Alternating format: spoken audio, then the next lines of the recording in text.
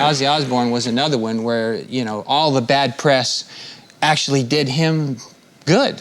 Well, yeah, you know, but Ozzy liked a cocktail a little bit. Yeah. Yeah, as you know. Yeah. Yeah, But I have one for Ozzy. You know, remember the famous bat incident? Yeah. I was there that night, and it was in Des Moines, Iowa. It was kind of a farm town. And Ozzy, what happened is the bat actually came up on stage. He looked at the bat. It was only a little thing like that, but he thought it was a rubber bat, right?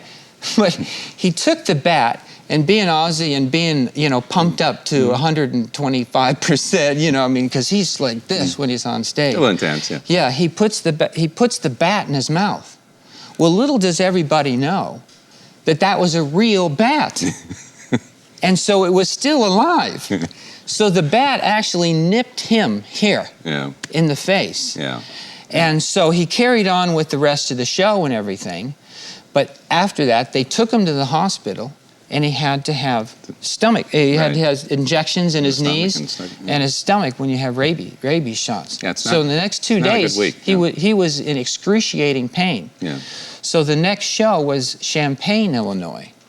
And Champaign, Illinois had a stage that was really wide and long, but the floor of the stage was about 50 feet before the chairs started to come all the way up. And so being a lighting guy, I had my desk and console up staring down at the stage. So this night, all day long, he was complaining. He goes, Shedden, I can't go on. I can't go on. I'm too sick. You know, and he's complaining the whole time. And she goes, Ozzy, you've got to go on. So he did go on that night. Yeah. But what happened is he came on stage, and the first song was called Over the Mountain. Over the Mountain started, and the band started to play. And he got to the microphone, and he said the first 3 words of the song, and he completely collapsed on stage.